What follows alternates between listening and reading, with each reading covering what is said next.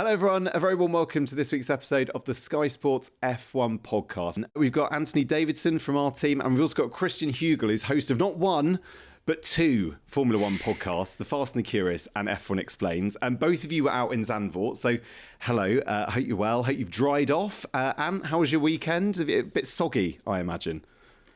Yeah, it was very British weather out there, so we're well equipped to it. But yeah, there was one that I wore the same pair of jeans 2 days in a row. For those of you with eagle eyes, you would have noticed. But very worried after Saturday night that they weren't going to dry out in time because it was hand luggage all the way, very light in packing. And I thought, oh dear, as I came back onto the bus, wetter than an otter's pocket, and. It was a full-on ironing process back in the hotel, steaming them off. But I made it, so that it was a very wet process out there. But good fun though. Incredible behind-the-scenes insight, Ant, into your trousers and your trouser game. And how many trousers you bring to a race weekend? Two or three, depends. Yeah. You heard it here first. Christian, how was your weekend? Were you a bit more undercover, did I see? You were sort of hosting the F1 Explains podcast in and around Zandvoort. Yeah, we were doing some F1 Explains podcasts in the Paddock Club, which is obviously undercover. For those that don't know, that's the posh seats, basically, Matt. That's what we're talking about. That's where the people who've paid a good amount of money go. And we were doing some F1 Explains podcast there. But I am beginning to think it's me, because the last 3 Grand Prix I've been to, Canada, Silverstone, and now Zandvoort, in all 3 of those weekends, we've had every weather imaginable. Sun, wind, hammering it down with rain. And I'm like, every time I come to a Grand Prix, we seem to get all the weather. I feel like it might be my fault. So the next one's Austin. And if it's cold there, then it's definitely my fault. That's the next one I'm at. So, and it might be my fault, I think. I think I'm a bad weather curse at the moment. Yeah, I can blame you for my frantic ironing on Saturday night then. You can blame me. There was a point at Silverstone where I was doing some stuff on the stage at Silverstone, and after one hit on the Saturday at 8 o'clock in the morning, I had to do a full change of clothes. And it was like, I thought I'd get further into the day than 8 a.m. before needing to do a change of clothes. So, yeah, weather. I seem to bring bad weather with me to the F1 paddock, so I apologise to anybody who's there. But great vibes, Christian. Great vibes. So Thank weather you. Vibes. Yeah. I try, Matt. I try. Always wins. Yeah. Very good. All right. We're going to stop talking about Ant's trousers and his wet and his ironing routine. And we're going to talk about the race because it was an amazing weekend out in Zandvoort. And there's a lot to get through. So here's what we're going to try and discuss. We're going to talk about Lando's dominant win, a win by almost 23 seconds, which was hugely impressive. And talk about that pace across quali, but also, of course, the race. We'll get into why Red Bull are struggling. There were quite a few radio messages, weren't there, from Max Verstappen as to why he was dissatisfied with the car. We're also going to talk about the championship fights. We're going to do what I'm going to try and coin for the rest of the podcast, or for the rest of the year, the championship check-in, and find out where we are for across both the drivers and the constructors. And then I've also put in a little bit about Monza and quite an exciting FP1 session we've got in Monza, but all will be revealed later on. But let's get into Lando's win. And I mentioned it there, almost 23 seconds, Ant, which is quite remarkable, isn't it? And I think we're used to, aren't we, seeing Max Verstappen winning by that margin. We are not used to seeing, or Red Bull winning by that margin. We're not used to seeing the likes of Lando Norris and McLaren winning by that margin. It was hugely impressive, wasn't it? And perhaps a little surprising? I think it was, yeah. I mean, the victory from Lando I don't think was that surprising, but perhaps the margin he won by was. I don't think anybody expected a distance of over 20 seconds, not even McLaren or Lando. So I think it was a combination of a few factors, just Lando completely on it all weekend. It's clearly a circuit he enjoys, clearly a circuit that suits his style. I think the car just naturally suits that track as well.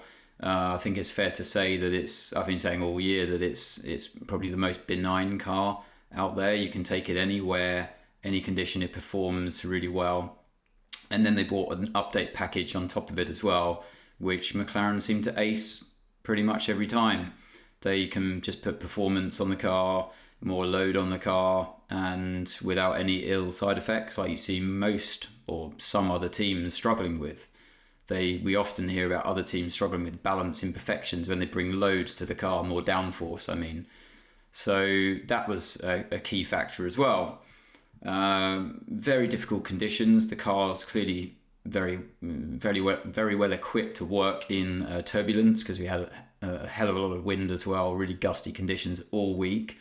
And I think Lando could cope with that the best, but I think his equipment allowed him to cope with that the best as well. So clearly the best car there. We saw glimpses of that in Budapest. It's a very similar track in many ways to Budapest. It's a bit faster, but it's a similar level of downforce, or the same level of downforce pretty much, and a similar kind of style required from the driver as well. The way you attack that circuit with all those medium speed to high speed corners. So, right, medium speed corners, I'd say Spa is more the high speed element, and Silverstone. And we saw the car perform not to the same level at Silverstone and Spa, funnily enough. So, yeah, those two circuits of Budapest and Zandvoort, much more in line. So we could therefore anticipate the McLaren being a quick car, or the quickest car. But to win by that level, that margin, I think was really something special from Lando. It really was, because I don't think Oscar quite had the same performance. But perhaps we would have seen this level of performance if Lando had kept his lead going into turn 1 in Budapest, for example. Maybe he would have stretched out the same gap to Max. Obviously, Oscar would have been there in second place and pretty much followed him home, or it looks like Lando had the pace over Oscar for the majority of the race in Hungary. So maybe we would have seen over Max a distance of around 15 seconds, perhaps, if Lando didn't lose out into turn 1 in Budapest. But still, remarkable performance by both him and the team. Yeah, incredible. And it's an interesting question, isn't it? I suppose, I guess we'll never know. But yeah, what would have happened in Budapest if he'd gone into the first corner in the lead? Christian, I was going to say, I mean, if we spoke quite a lot in this podcast about how McLaren needed a bit of a summer break, perhaps just to reset and perhaps put the mistakes, or the small mistakes, but seem to be quite costly in terms of points behind them.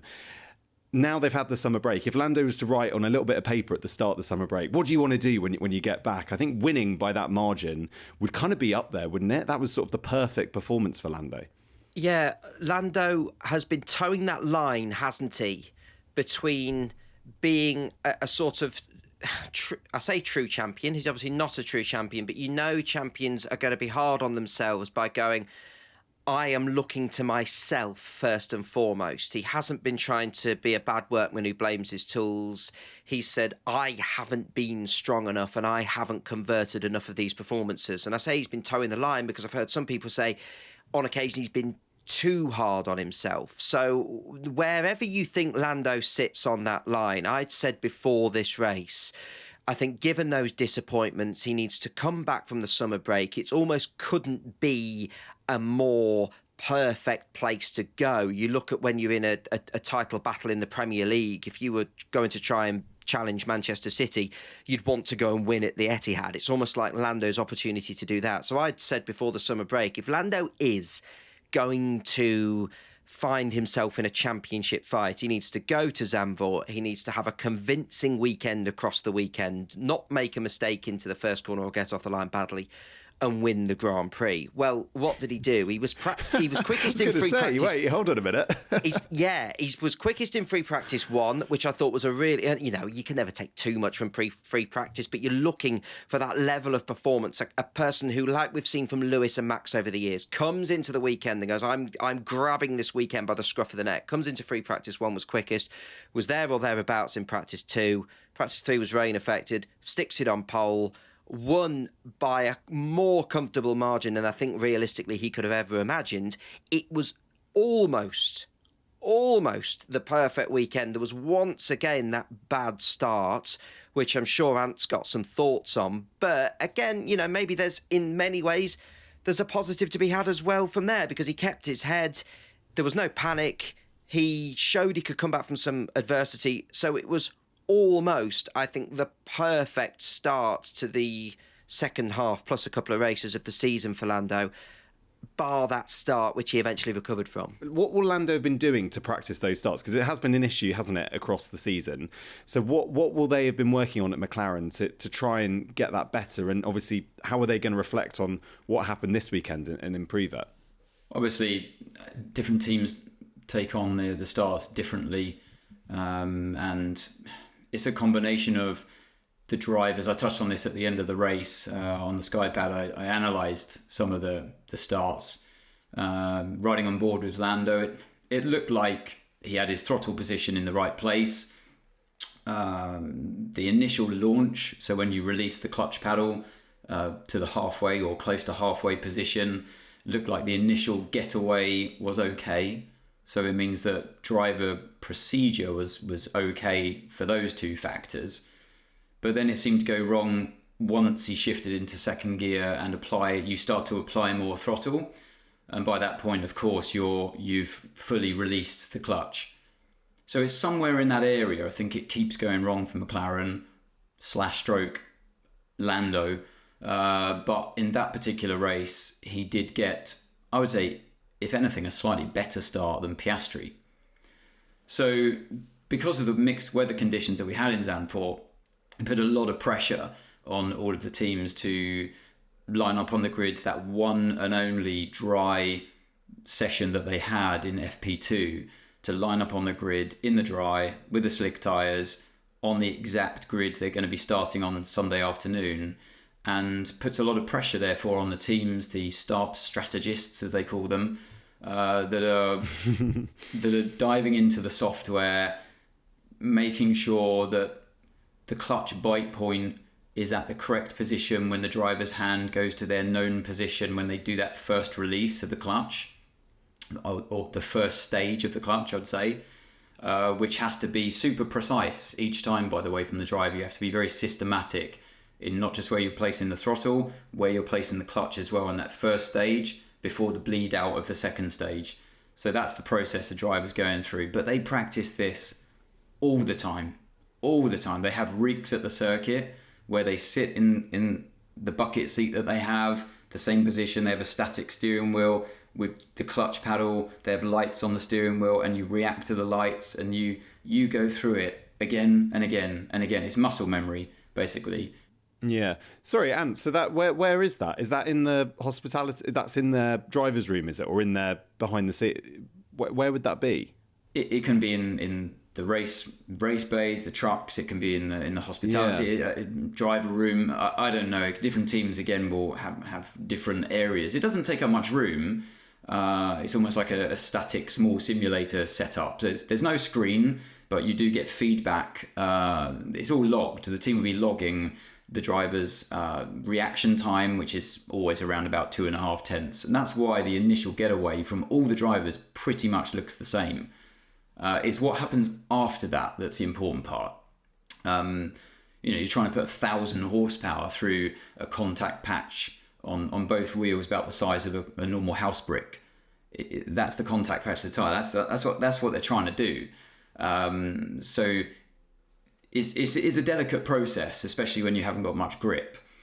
And I think that race, because you had such a variant of conditions and the lack of time to make a decision what you do with all of this software behind the scenes, that's what makes it difficult for the teams to really perfect the start. But with all that aside, it does seem to be a little bit of a chink in the armour for McLaren.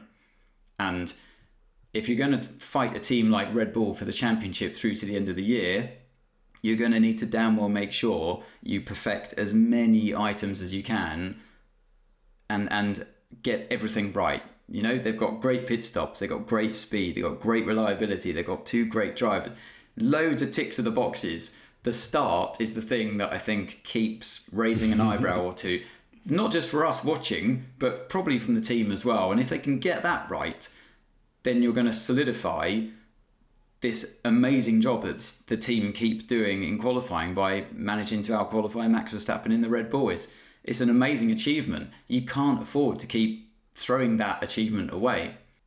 And it's not something that Lando, to my memory, do correct me if I'm wrong, has struggled with in previous seasons. So I've often sat and thought, is this not a mechanical issue, but is this a car-specific issue for this year's McLaren, which might be trickier to get in the exact right window for a start, like you were just talking about? Or is it simply a mistake Lando's making? I would guess from the evidence put in front of us beforehand that it's never been something Lando's been struggling with, that this is something a little bit trickier to get right in this McLaren. Would you agree with that? Well, yeah, that's why I look at what your teammates are. The only point of reference you have of any relevance really is what your teammate's doing. And Lando got a better start than Oscar from what I could see. Yeah. From the only point of reference I had was George Russell's onboard, where you see both McLarens, one in front of the other, and it looked, if anything, like Lando stretched the advantage on Oscar, who also got overtaken by George Russell. So both McLarens just didn't, in that second phase of the clutch drop, just got out dragged. Maybe they both had wheel spin, and maybe it's only because we're really analysing their starts now because they're under the spotlight at the very front of the race. Maybe it's been an issue that's always been there underlying, but because they haven't been right at the sharp end, we haven't really analysed it as deeply as we are now. But it's certainly something everyone's noticed. I don't think it's a driver issue myself. Surely, drivers do get the odd start which doesn't completely go their way. And like I say, it's a muscle memory thing, and they're practicing this all the time. It's that relationship between what the driver's doing and what the code is doing as well. It just doesn't seem to be a perfect match at the moment. Yeah, plenty to work on them for McLaren, but I guess actually was fine in Zandvoort. It's later down the line, isn't it, or in other races where they perhaps don't have the pace advantage they did have in Zandvoort, where that start could really come a cropper. Also, Matt, you've got to remember as well that it's such a short run down to turn one. Imagine getting a start that bad on a circuit like Austin, which is a much longer run down into turn one, where all of a sudden you're going to find yourself not just losing the P1 to Max, but you're potentially falling behind a Mercedes or a Ferrari as well. And then, yes, Lando was able to recover it on this race, but if you fall to P5, that becomes a different kettle of fish entirely to recover. So it's something they're going to be working on, isn't it, at MTC? Because as Ant says, Oscar struggled as well. And actually, I noticed on the TV pictures, the reaction time for Verstappen to Norris was barely any different. So it wasn't like Lando had reacted to the lights later or anything like that. It's starting to lean, as Ant said, isn't it, towards car. It's easy for us to be looking at Lando and, he lost the lead of the race going into turn one. But actually, the thing that hurt McLaren more was Oscar's poor start.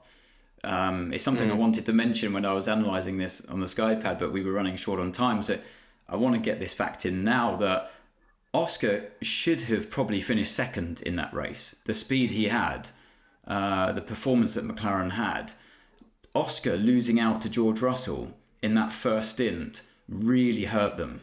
And then obviously you're on the back foot. You take an eternity to try and get by. You have to basically wait until the pit stops. But by the time you've jumped them in the pit stops, then Leclerc has done his thing. He's done the undercut, and now he's stuck behind Leclerc, who he followed all the way through to the line. So if he hadn't have lost out with Russell, I should imagine after Lando had found his way past Max, Oscar would have been then pressurising Max big time, possibly done an undercut on him, then continued to stretch away, and McLaren probably would have had a really comfortable 1-2 in that race. So if anything, the bad getaway hurt Oscar's race way more than Lando. No, it did hurt his race way more than Lando, because luckily Lando was able to, with some brilliant driving and decisive overtaking, was able to rectify the problem. Could have been another 1-2 for McLaren, couldn't it, this season? All right, let's move on, because we'll get into the Red Bull struggles in a second, but I think we should. Let's do our championship check-in. It's a terrible name. We might come back to this throughout the podcast in the coming months. We might just we might call it something else. I like it, Matt. Go for it. You approach it with confidence. It's good alliteration. Yeah. All right, thank you very much. I think I needed that push. Yeah, let's call it the championship check-in, because we do have a championship battle on our hands, and this is super exciting. And, look, in the Drivers' Championship at least, it's been reduced to 70 points, the difference between Max and Lando. it's Christian, just from your perspective as a Formula One fan, this is so exciting, isn't it? That we head into these last 9 races now before the end of the season with a championship battle this close. We're licking our lips, aren't we?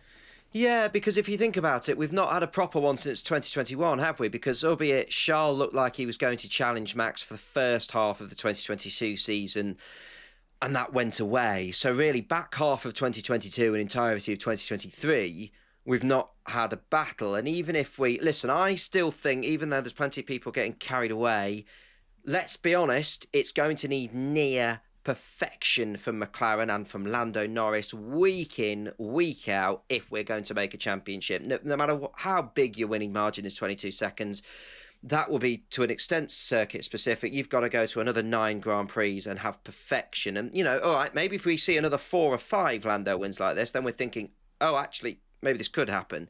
Especially if then Max were to, finish 4th or 5th or something like second. that. A DNF, Max. yeah, absolutely, yeah. But actually, I think Constructors' Championship-wise, and I find myself thinking this is a bizarre thing to say when, as we record this podcast, Red Bull are the leading constructors. I think McLaren are the favourites, aren't they? They've clearly got the quicker car.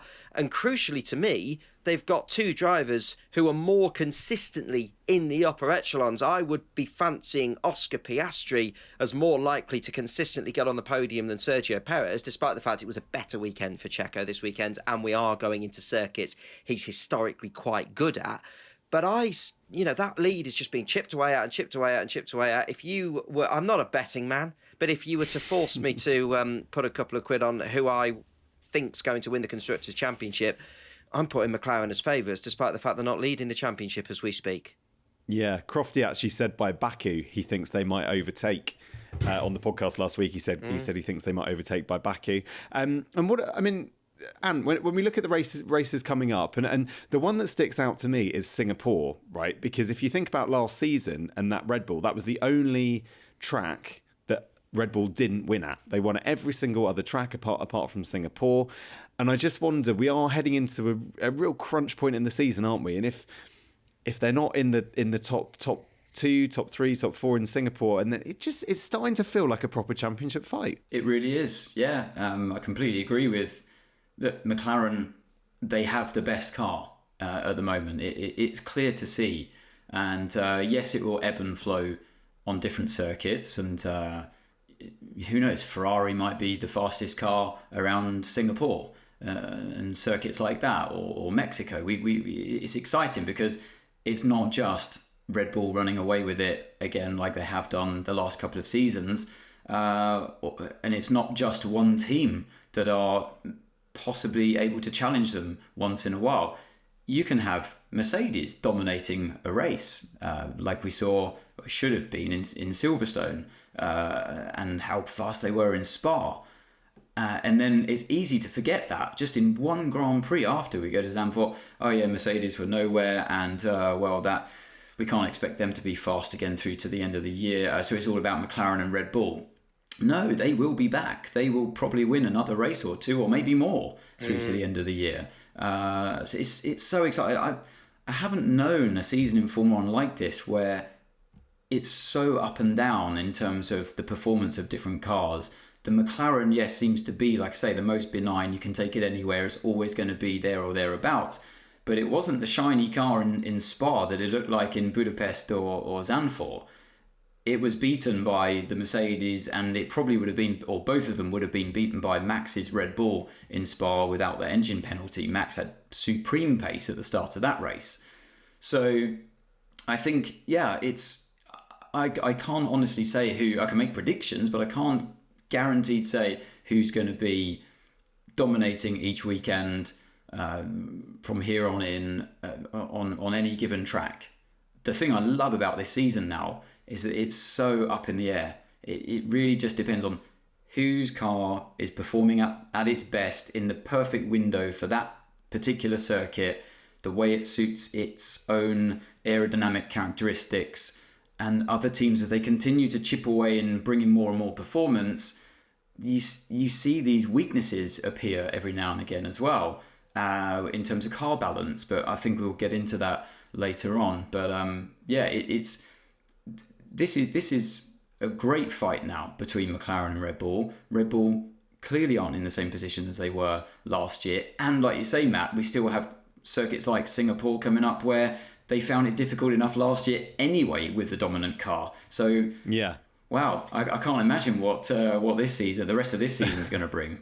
Yeah, it's mouthwatering stuff. Christian, the final point on the championship battle. Do you think there is a chance of the sort of being chased factor coming into things, and perhaps the Max having to take more risks, and obviously that comes with it potentially huge gains, but also it could come with huge problems and dropping points. And when you've got someone breathing down your neck, even as good as Max is, it has another element to it, doesn't it? It does. And you've got to look at last year, because Red Bull, or Max in the Red Bull, was so unbeatable, because he's scampering away, he's losing opportunities to lose the Grand Prix, if that makes sense. If he's 10 seconds in the lead, he can have an off, and it doesn't, running wide, getting a bad middle sector, it doesn't matter. And also, more crucially, you look at his last few results, so going back to Austria, 5th in Austria, then 2nd, 5th, 4th, and now 2nd. If you're in row 2 or row 3, any racing driver like Ant will tell you, you've got far more chance of being involved in something that's, getting messy, losing a front wing in a start. And if Max is qualifying on row 2 or row 3, that increases the chances of that, which of course could play right into McLaren's hands, because as I said earlier, they're going to need sort of imperious form if they're going to catch. The flip side to that, all right, yes, we've got more chance of Max getting into a sticky situation because he's not scampering off into the lead, because he's getting caught up in row 2 or row 3. I suppose the flip side to that is exactly the point Ant raises, that because, all right, yes, McLaren won this race by 20 seconds. As Ant just said, there's no guarantee we're going to go to Monza and they're going to be 20 seconds in front. There's no guarantee that Mercedes won't be competitive again there. That's actually harmed the championship, because unlike previous seasons in Formula One of recent history, where we've seen if one driver is falling away, you take, for example, the Mercedes era, it would be most likely Sebastian Vettel chipping away. Because we've had so many different winners, that has enabled Red Bull to cushion their championship. So McLaren will need to say, actually, no, we are the dominant challengers, and not be giving up race wins to Ferrari or Mercedes. But if they can do that, which the last couple of races suggest they might be able to, then yeah, we might well have a championship. But even if we don't, what's lovely for us F1 fans is, I think we're going to go into the weekend, all right, say Mercedes and Ferrari do pick up a few more wins. Fine. All right, that might not be great for the championship, but we're going to turn on the telly on a Sunday afternoon and have a fantastic Grand Prix. And that's lovely. And we're going to have a fight for the win. And even when we've had fantastic Grand Prix in the last 18 months, we've been enjoying battles for 5th and 6th or 2nd because Max has scampered away. It's just lovely to be able to turn on the telly on a Sunday and think, we're going to have a great race away from the championship. We're just going to be entertained thoroughly for an hour and a half, because Lewis could win, because Charles could win, because Oscar could win. And I'm enjoying that, even if we don't get a championship battle. It's just, we should savour this, because it's been, we've waited a while, guys. Yeah. We've earned this. we stuck it out, and now we've got it. And let's actually properly enjoy it, because it's brilliant. It really is. That's a brilliant way to end the championship check-in, which might be back for week 2. Let's see. Maybe it won't. Right, let's move on. And let's talk about, why Red Bull are struggling. And look, it'd be great to get your thoughts on this. And I know we briefly spoke about it. You said it's quite complicated, so we'll try and break it down as simply as possible. But what I guess the messages we heard from Max were things like the car doesn't turn, and I wonder what. Obviously, we kind of understand what that means from a very basic point of view. But how come he's gone from having such the car being, what did he win in? He won by 25 seconds in Bahrain ahead of the nearest non-Red Bull competitor. So how come it's gone from that to where we are now? How has this happened across the season? Well, yeah, I mean, if nobody has the complete correct answer, otherwise everyone would be doing identical lap times on every track we go to. So, I think it comes down to the complexities of these modern cars, and that, like I touched on before, if you're putting extra load, extra downforce on the cars, then usually that was just a big thumbs up. The drivers are happy. I've got more grip, therefore I can enjoy better lap times and an easier car to drive. The problem is now is the way that the cars work with particularly the floor. I think it's around 60% or more of your total downforce comes from the floor alone. So it's such an influential part of your, not just your downforce, the grip level, but also your balance. And there's never been, as far as I've known in Formula One, a more critical time in terms of balance, that relationship between the balance that the driver's looking for, therefore the understeer, oversteer, compared to the sheer load going through the car, through the downforce that you can put onto it. And it's that subtle relationship that has usually been a much wider window in the past. You could bolt on downforce, and even if it changed your balance slightly, you had such a wide window of that operating window that it didn't really make too much of a difference. You could correct it with a few flap turns on the front wing, for example, a few small millimeter changes or 1 millimeter change on the ride height. You'd be there, you'd find the sweet spot. Where now it doesn't. It's I've never heard so much talk about aero shaping, for example, in these cars. The way the car performs aerodynamically at slow speed and the way the car performs aerodynamically at high speed, and the way the suspension and the geometry interacts with that balance of load on the car. So it's this integration of updates coming, that drip feed process that we have, where if you're bringing a new front wing and a new rear wing, but you've also modified the floor as well, and then you dare to bring a suspension change because you're trying to chase mechanically what happens to the car in a slow speed and high speed situation, it can throw it all out of kilter. So although you're bringing more load to the car, suddenly this thing is undrivable from a driver's point of view. It doesn't turn when I want, or it turns too much when I don't want it to. And the engineers, they're scratching their heads. They're left scratching their heads because they see from the olden day, or not going back too far, just the old regulations, more downforce equals better lap times, and the drivers are going to be happy. But it's not like that anymore. They see better results on the data, on the simulation, and they put the car on the real circuit, and suddenly it's not just bouncing around potentially, but the worst thing is that it's thrown the balance out. Suddenly the car is super pointy when you first turn into a high speed, and then you come to a slow speed corner, you've got massive understeer, and you're unhappy. And it might be because you've changed too many elements on your car that is just really, it's messed up that happy equilibrium you might have been in with your car, that sweet spot that you're always looking for, that is more critical than ever before. And I think if you're chasing performance because other teams are catching you, then you might be a bit more daring, a bit more ruthless in what you're trying to bring. And that's when you can start getting into trouble. And that's why we keep hearing stories of so-and-so have bought new updates this weekend. Fast forward 2 weekends later, so-and-so have reverted back to their old car, their old downforce package. And I've heard it. We've heard it from, I think RB is the latest team to do that. They were running their older car spec in Zandvoort. What happened to their shiny new upgrade they bought to, I think it was Spa or Budapest? Didn't work in Budapest, wasn't there in Spa, still not running it now. Why? No, but it's very hard to figure it out. And I think they're, like I say, as you climb towards the peak of these cars of where the optimum is in terms of the development race, you must surely come to a peak very soon where there's very little wriggle room left.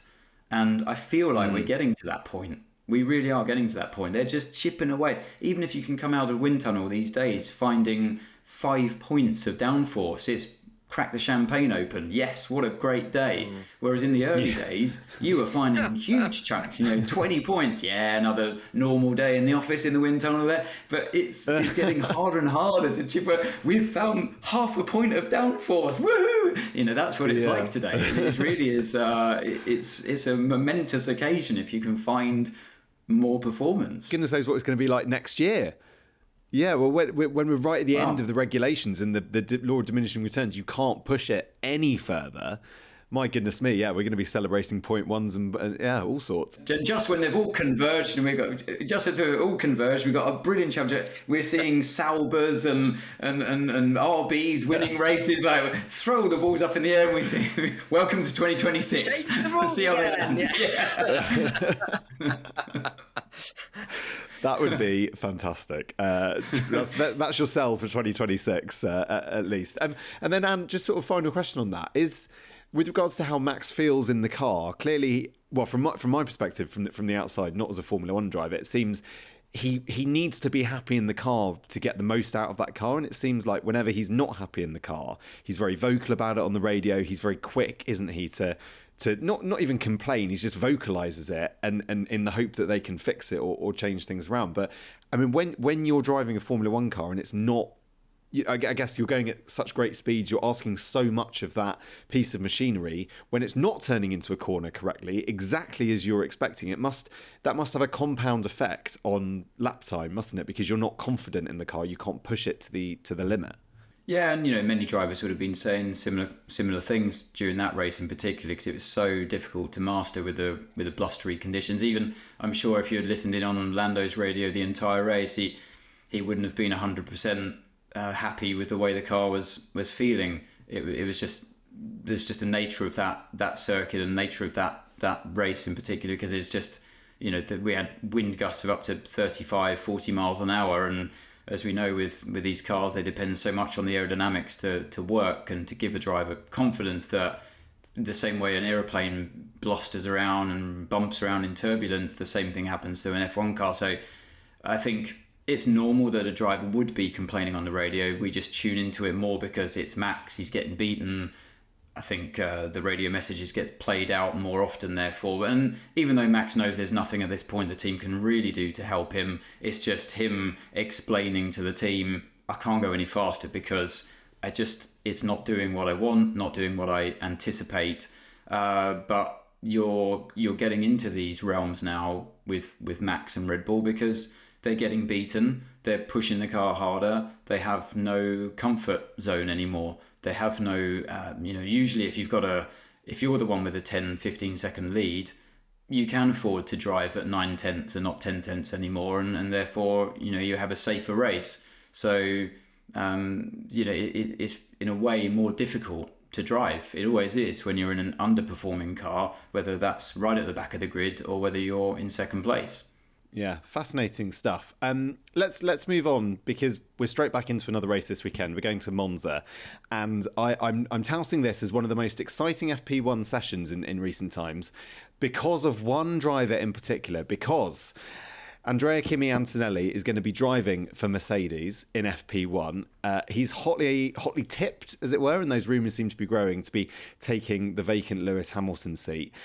Christian, in terms of if we were to set up a FP1 session for a young driver, an Italian going out in Monza, the Temple of Speed, I don't really see how it gets better or bigger than that for him. No, I mean, from what I hear in the paddock rumour mill, Kimi Antonelli being announced as Mercedes Lewis Hamilton replacement is when rather than if.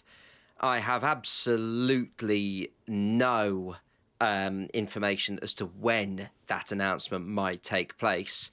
But if, again, for the second time this podcast, I say if you're a betting man, you wouldn't fancy it, betting against it being at his home Grand Prix, would you? Yeah. Might be quite a nice place to do it, possibly. I'm purely speculating there. I've not heard a thing that is based on no factual information other than my own wild speculation.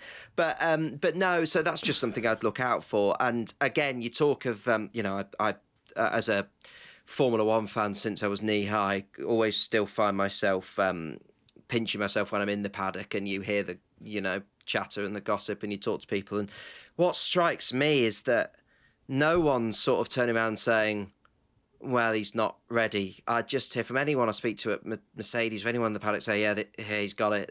This kid's special. So I'm really excited, therefore, to see him get behind the wheel of a Formula One car. And actually, I still don't think, despite this hype, we should be getting in and expecting him to top free practice won by 3.5 seconds or win by Lando Norris distance.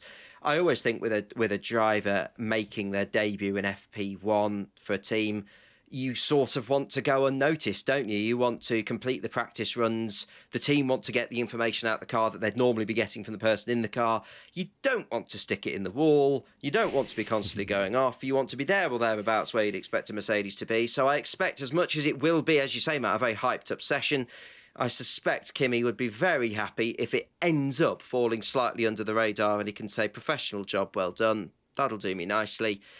And I didn't break anything, because that's never what you want as a rookie getting into someone else's car. And I always think as a driver, I'd find that, I don't like borrowing people's belongings through fear of breaking them, let alone jumping into a car.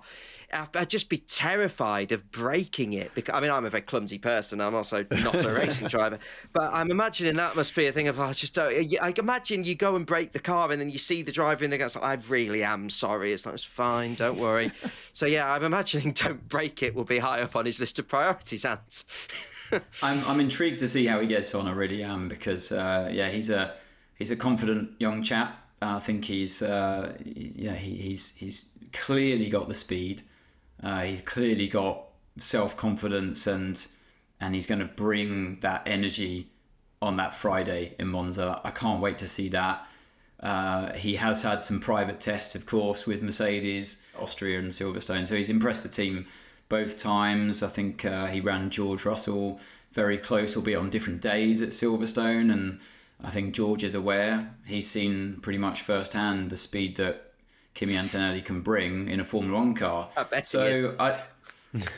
So I think, as I keep saying that, as in, I don't know if it is his namesake, but the original Kimi proved when he burst onto the scene in Formula One with such limited, even less experience than Antonelli has, he really shocked the world, didn't he, with that immediate fire that he brought to the paddock and the racetrack. And I'm expecting in many ways to see that same kind of energy, that same kind of pace when Antonelli gets behind the wheel. I'm waiting in anticipation, but then you never know. Sometimes that spotlight, when it's on you, can make you dry up. It can leave you a bit vulnerable. It can, like you say, you can make you clumsy. You can throw the car off. Do things you've never thought you would do in a racing car before, and we have seen that in the past. But I think no matter what he does, really, on that Friday in Monza, it will still be too early to judge.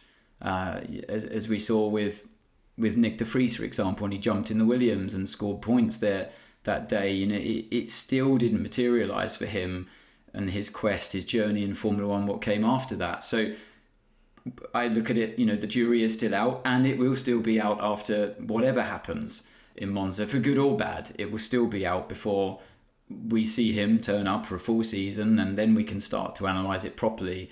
But still, I'm excited. I'm always excited when you see new talent arrive in Formula One, and I'm just more intrigued than anything to see how he's going to handle it, how he's going to approach it. And he's been nurtured quite well by the team in where they've placed him through his career. He's been with the team from what I hear from 2019, from his karting days, and he's pretty much won everything that he's ever competed in, apart from this F2 championship. But people will be judging him on that as well, his F2 campaign. And again, you can only look at his direct competition in his teammate Ollie Behrman. We saw what he did in Jeddah, and he's another one that you have to say, well, the jury is still out. Yes, brilliant job in Jeddah. Let's see now what you do over a whole season in the Haas car. But and as his teammate there at Prema, both of them have had a pretty lackluster season, really. And I think it's more to do with,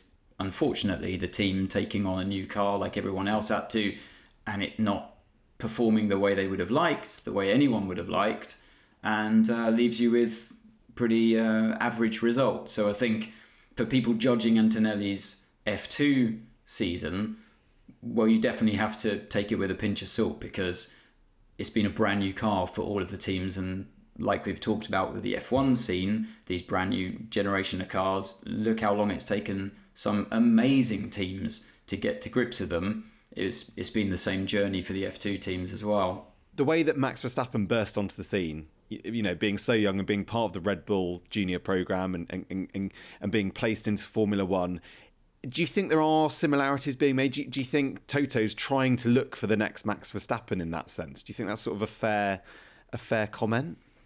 Yeah, I think if you are managing a elite level sporting organisation like Mercedes, you are very, very wise to look at the long-term prospects, and why not give someone a chance early on in their career if you believe they've got the talent and the potential and the mentality to deliver at that highest level. There is nobody at that team that will underestimate the challenge of somebody going in with such little experience. He's not starting his career at Haas or Sauber, with the greatest respect to those teams. He's starting, or Williams, he's starting his career in a car that you would very much imagine is capable of winning races last year. But exactly as Ant says, and exactly as you said, Matt, the thing is, we've seen this many times in Formula One where it's worked. We've seen Lewis Hamilton being thrown straight into a car that could win Grand Prix in 2007, and he thrived. I remember vividly I'm just about old enough to remember the debate around Kimi Räikkönen. There were people saying at that period of time that this is dangerous, that the sport should not be letting someone of this little experience jump into this Sauber in a free practice session, let alone in a race. And guess what he did? He was absolutely fine because he was a world champion talent. And and I think maybe if without these examples, this might be a bigger topic of conversation than it is. It's like, well, are they being reckless? But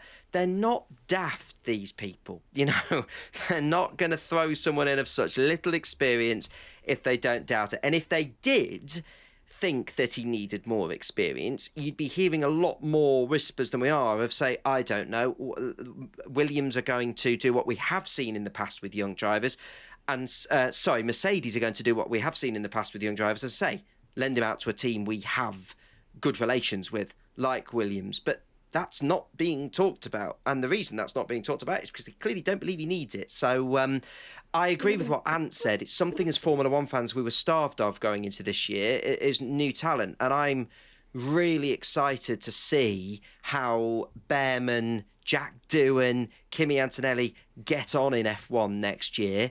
It's always a thing for a fan to look forward to see new kids on the block, and that starts with Kimi this weekend. So it's a really exciting thing to look forward to, and it's also one of those nice little moments of, we may just remember where we were when he does his first FP1 session, because as if this is one of the defining names of Formula One's future, we'll talk about this weekend for a while. We remember when he got in at Monza and he just looked so complete in FP1, and he beats everyone by 7 seconds.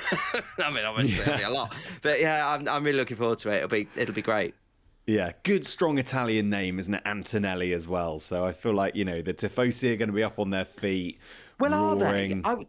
I was going to ask this. Is being Italian and being part of the Mercedes youth setup a bit like growing up in Liverpool and playing for Manchester United as a kid? Well, it's a fair question. I'm fascinated by that. We don't know which car he's taking, whether he's taking... Because if it's Lewis and Kimi out on track, that's got to... I mean, you got to cheer for that if you're the Tifosi, haven't you? I think it's going to be George's car. I that... I seem to remember hearing that or reading that somewhere. I'm pretty sure it's going to be George's car that he takes over. But yeah, I think I agree with Christian.